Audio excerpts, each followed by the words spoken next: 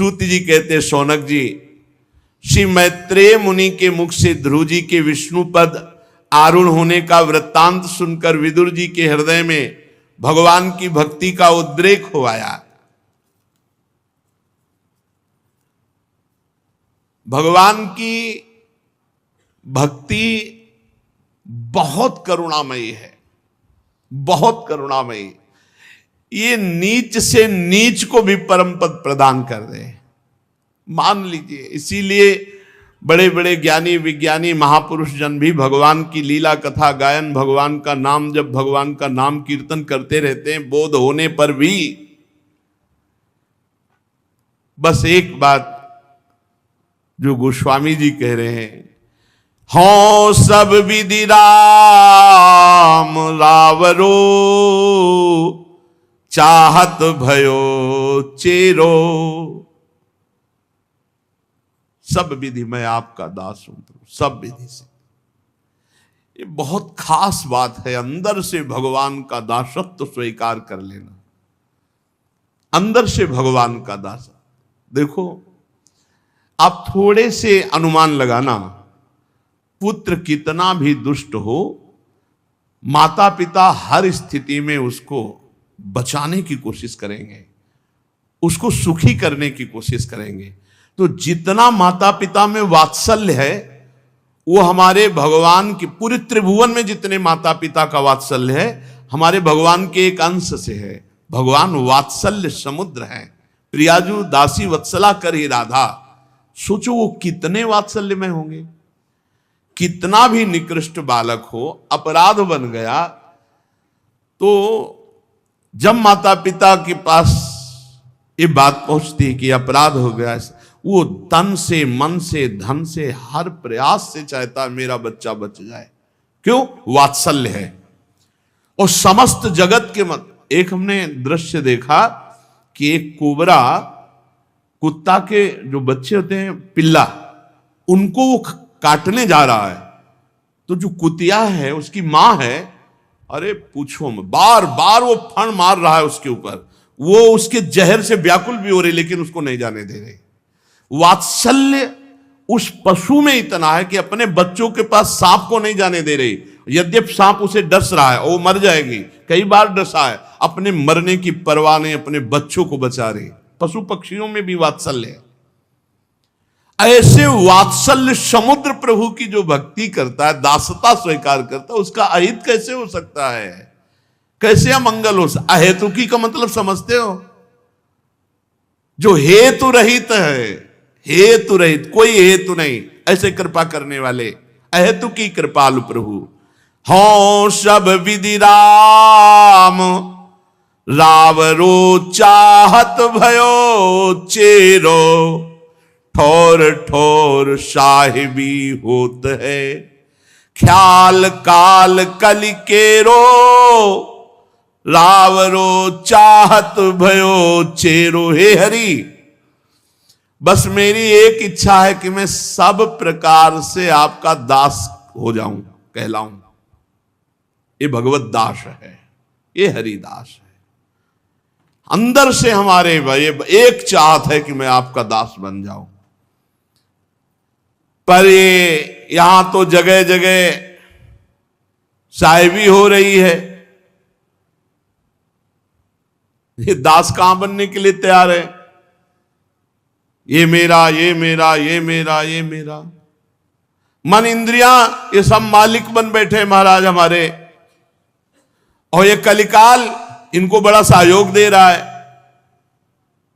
कैसे? अंदर तो हमारे है कि मैं आपका दास हूं।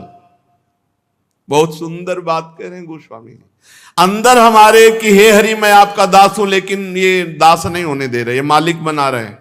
इंद्रियां मन हमको अधीन किए हुए हैं, कलिकाल सहयोग दिए हुए हैं, तो हमारा घर, हमारा खेत, हमारा मकान, हमारा पत्नी, हमारा पुत्र, हमारा, हम सबके मालिक बन बैठे, दास नहीं बन पा रहे।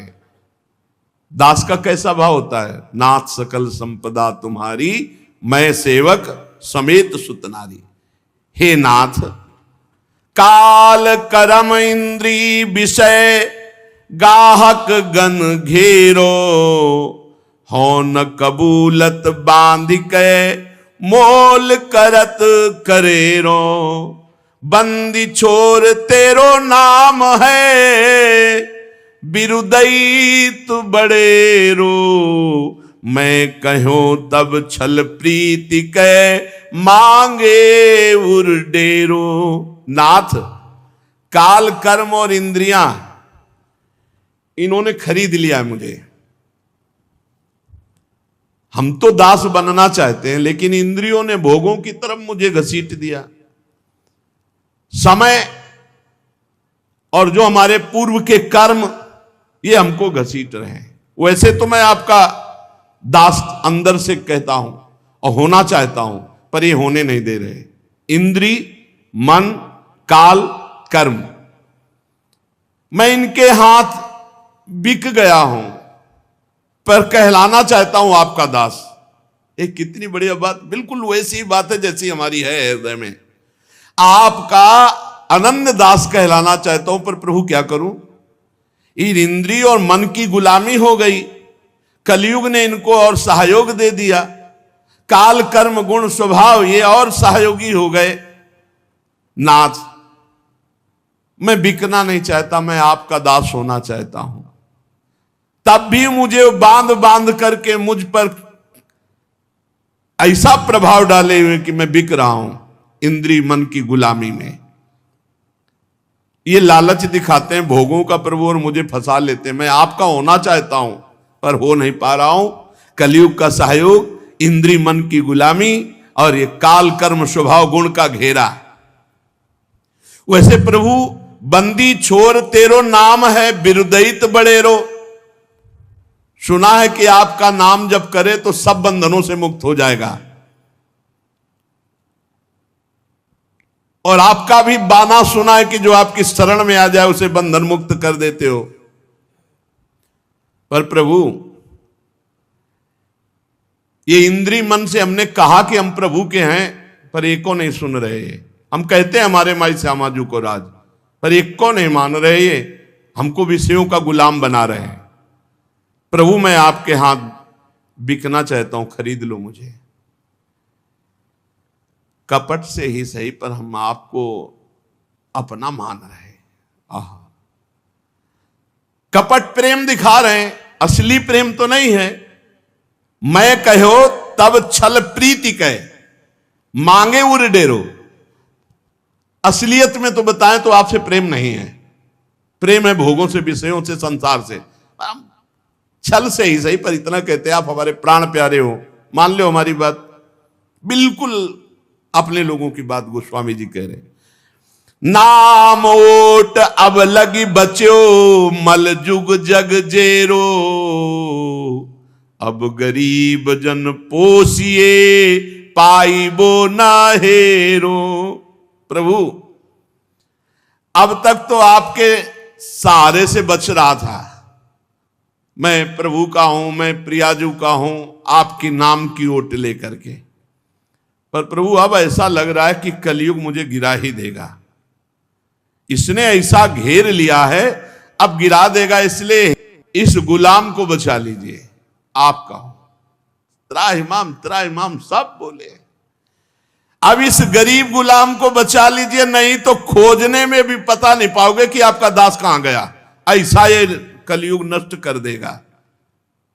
अब गरीब जन पोसिए पाई बो नहेरो, जेहि कौतुक खगस्वान को प्रभु न्याव निबेरो, तेहि कौतुक कहिए कृपाल तुलसी है मेरो। नाथ, आप तो पशु पक्षियों का भी न्याय कर देते हो। जैसे वाल्मीकि रामायण में आया है, कुत्ता न्याय भगवान से मांगने गया कि वो भूखे ब्राह्मण ने कई लाठी मारे मारी, क्या अपराध किया। तो भगवान ने कहा ब्राह्मण को बुलाओ, वो खुद अपराध स्वीकार करे और खुद आप दंड दो। हमारे दरबार में ब्राह्मणों को, ब्रह्म ऋषियों को दंड नहीं दिया जाता।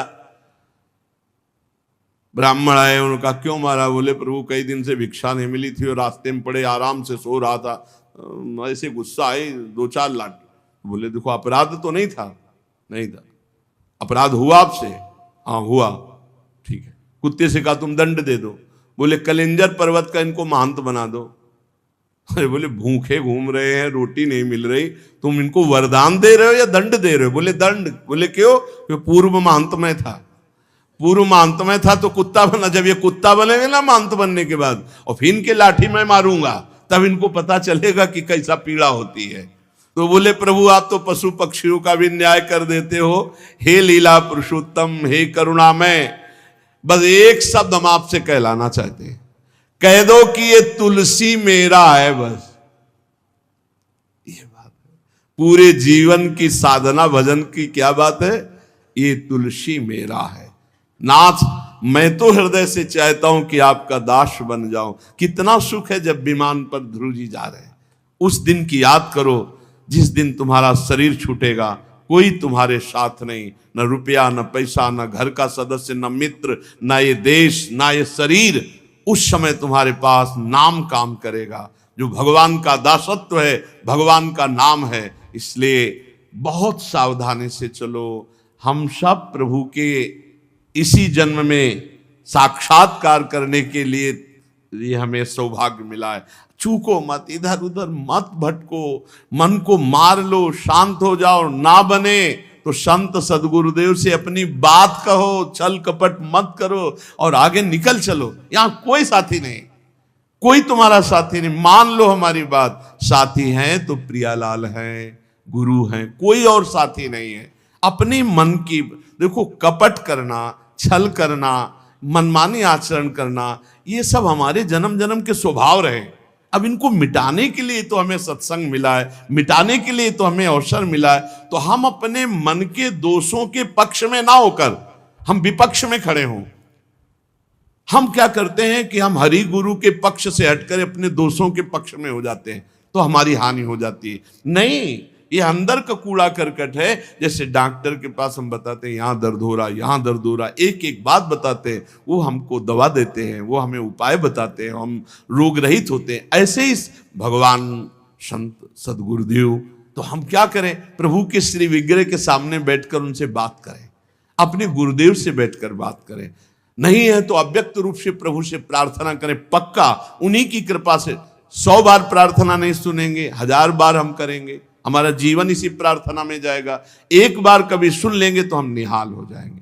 खूब नाम जप करो, अच्छे आचरण से चलो, उत्साहहीन कभी ना हो। हर परिस्थिति में हमें भगवत प्राप्ति करनी है, किसी की और साथी की जरूरत नहीं है।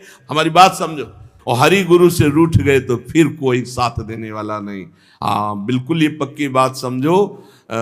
हरि रूठे गुरु ठौर है, गुरु रूठे हरि नाय, गुरु रूठे हरि नाय। इसलिए बहुत सावधान होकर के, भगवान की बहुत कृपा है, आप समझो बहुत कृपा है।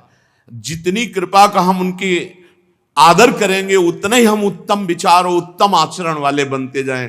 हम लोग पता नहीं कैसे स्वभाव के हैं कि कहाँ नीचे गिर जाते हैं, वो हम कहाँ जाना है और कहाँ की तरफ कदम बढ़ा देते हैं। इसलिए सावधान रहिए, खूब नाम जप करो, नाम जप। जितना नाम जप करोगे उतने ही महान बनते जाओगे। बड़े बड़े नीच भी महान ऋषि बन गए भगवान के नाम जप से। तुम लोग तो बहुत कृपा पात्र हो, खूब निरंतर नाम जप करो। श्री राधा वल्लभ लाल की। श्री ध्रुव जी को अटल पदवी प्राप्त हुई। माता सुनीति भी उसी ध्रुव जी की साधन भक्ति से प्रसन्न हुई। भगवान की कृपा से दिव्य विमान पर आरूढ़ होकर परम धाम को गई। पुत्र मोह में ध्रुव जी का तिरस्कार करने वाली सुरुचि भी, जैसे पुत्र को यक्षों ने मारा तो वो उनके प्रेम में जंगल में दावाग्नि में भस्म हो गई। ध्रुव जी ने यक्षों से युद्ध किया, विजय श्री प्राप्त की। महाराज मनु ने उनको बहुत समझाया, शांत हुए। कुबेर जी ने उनको वरदान दिया कि सदैव तुम्हारे हृदय में भगवान की अखंड स्मृति जागृत रहे। परम पद प्राप्त ध्रुव जी के वंश में भी एक महान दुष्ट का जन्म होता है। ये बड़ी विचित्र लीला है। जहां ऐसे महाभागवत ध्रुव जी, आगे चलकर उनके वंश में आता है। ध्रुव जी के पुत्र जो उत्कल जी थे, ध्रुव जी के परम धाम के बाद उनका अभिषेक किया गया। पर ये इतने बड़े महापुरुष थे कि ध्रुव जी ने तो अटल पदवी प्राप्त की और इन्होंने स्थिति प्राप्त की। घृणा हो गया राज्य से। जिस राज्य का 36,000 वर्ष तक सिंहासन में बैठकर ध्रुव जी ने पालन किया, इनको 36 दिन भी अच्छा नहीं लगा। उतर गए सिंहासन से और कहा मुझे नहीं चाहिए राजपाट। और ऐसी आत्मस्थिति श्री सुखदेव जी वर्णन करते हैं। निरंतर भजन के प्रभाव से वासना रूपी मल का नाश हो जाना और अखंड स्वरूप में स्थित हो जाना, ये महाराज उत्कल का हो गया। अखंड स्मृति भजन के प्रभाव से शुद्ध आत्मबोध को प्राप्त हो गए। आनंदमय सर्वत्र प्रशांत ब्रह्म की अनुभूति। सिंहासन को छोड़ दिया और मूर्खों की भांति गली में पड़े रहना, जो कोई कुछ दे दे तो खा लेना, कुछ उपदेश नहीं करना, पागलों का जैसा व्यवहार करना। बड़े बूढ़े मंत्रियों ने पागल घोषित कर दिया, यद्यपि वो प्रशांत ब्रह्म स्थिति को प्राप्त, जैसे जड़ भरत जी की, ऐसी उत्कल जी की स्थिति। इसलिए वो सर्वस्व त्याग कर अपने आत्मस्वरूप में स्थित पागलों जैसी रहने में। तो फिर बड़े बूढ़े और मंत्रियों ने भ्रमिपुत्र वत्स को राजा बनाया। 2 पत्नियां थी जी महाराज ध्रुव के। दूसरी पत्नी से जो उसको राजा बनाया।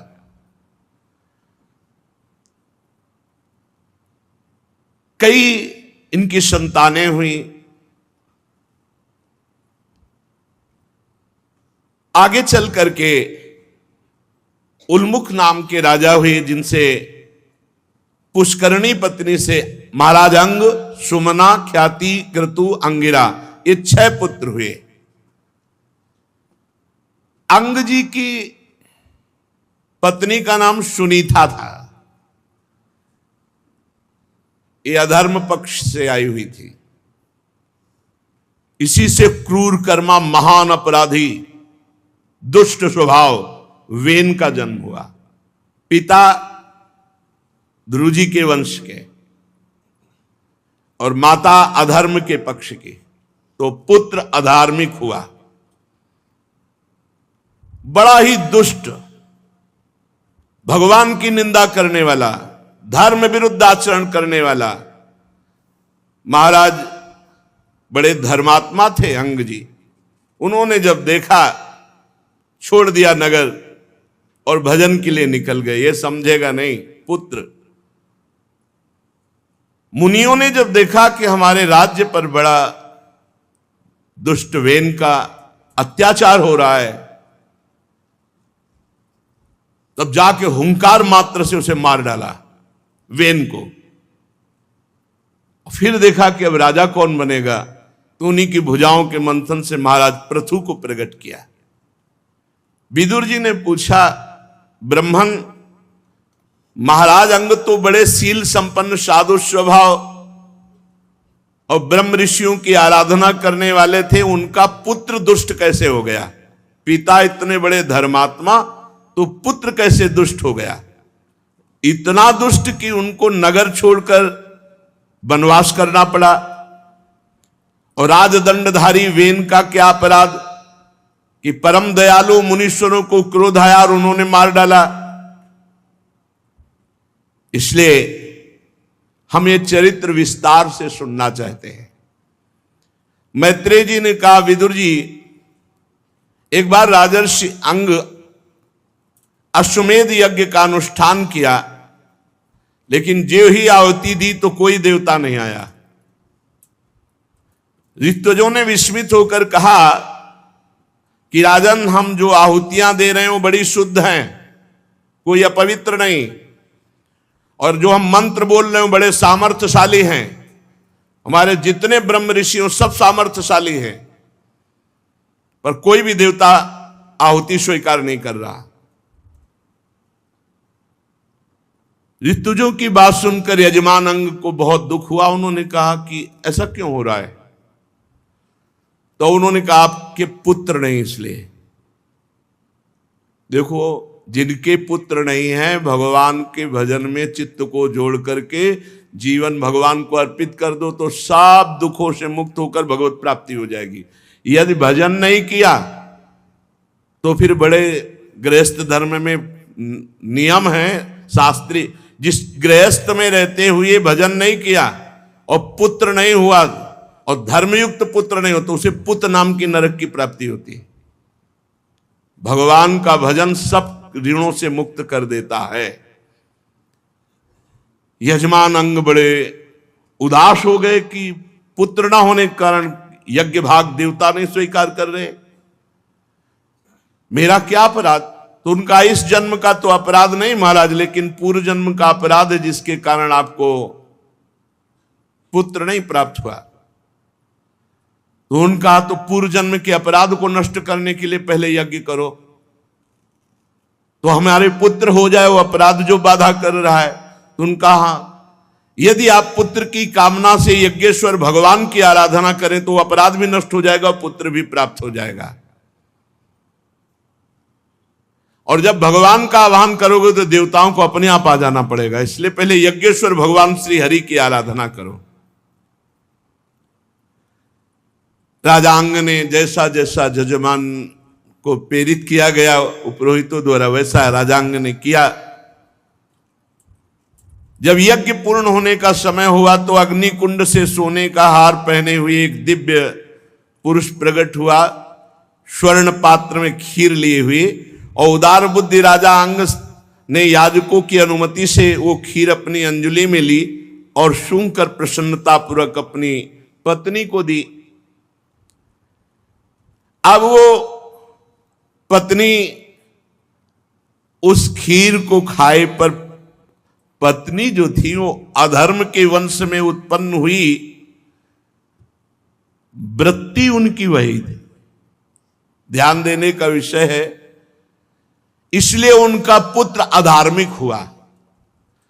अगर माता गर्भवती है और जैसे विचार परायण है वैसे ही पुत्र पर संस्कार पड़ेंगे।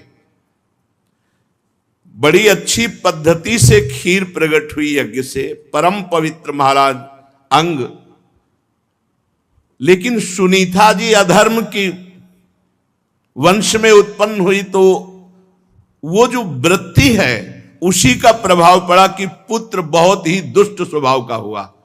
पिता बहुत ही धर्मात्मा और पुत्र बहुत दुष्ट स्वभाव का।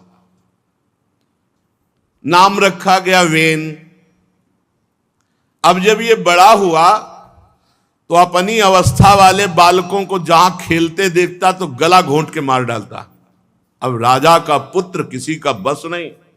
थोड़ा और बड़ा हुआ तो वन में जाता, कोई मतलब नहीं, लेकिन सैकड़ों हजारों पशु पक्षी सबको मारता। इतना पाप बढ़ गया कि जिसको देखता उसके ऊपर टूट पड़ता राक्षस की तरह। लोग भागते कि वेन आया, वेन वेन आया, वेन ऐसा कह के भागते।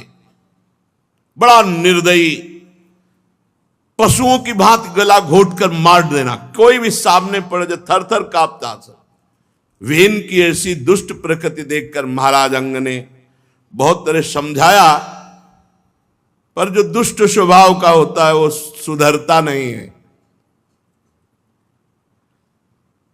महाराज अंग को बड़ा दुख हुआ और वो कहने लगे, धन्य है वो गृहस्थ जिनके पुत्र नहीं है। अवश्य पूर्व जन्म में उन्होंने कोई बहुत बड़ा सुकृत किया होगा जिनके पुत्र नहीं है इस जन्म में। महाराज अंग कह रहे ये कुपूत पैदा हुआ, इससे जो मेरी दुर्गति हो रही है, मैं उनको धन्यवाद देता हूं उन गृहस्थों को जिनके पास पुत्र नहीं, वो बड़े पुण्यात्मा है, क्योंकि भगवान श्री हरि का भजन करके भगवान की प्राप्ति कर लेंगे। जिसके यहां कुपूत पैदा होता है तो माता पिता पितर सब नरक पहुंच जाते हैं, अधर्म का भागी होना पड़ता है। ओहो, ऐसी चिंता मेरे को मिली है जिसके दुख का अंत नहीं दिखाई पड़ रहा। पूरा राज्य है, ऐसा दुष्ट पुत्र है, पूरी प्रजा को मार रहा है, पर बढ़िया हुआ, भगवान ने कुपूत दिया तो मुझे वैराग्य हुआ। आज मैं अभी संसार को, राज्यपाट को, घर परिवार को छोड़कर भगवान की आराधना के लिए वन को जाता हूं। और ऐसा सोचकर रात में उठे और गृहस्थी से विरक्त होकर के वनवास में निरंतर भगवान का भजन करते हुए शरीर छोड़कर भगवान को प्राप्त हुए। अब प्रजाजनों ने देखा कि महाराज चले गए, तो यद्यपि ये ठीक नहीं था कि ऐसे दुष्ट को राजा बनाए, पर अधिकारी यही था। बहुत खोजा महाराज को लेकिन नहीं पाया।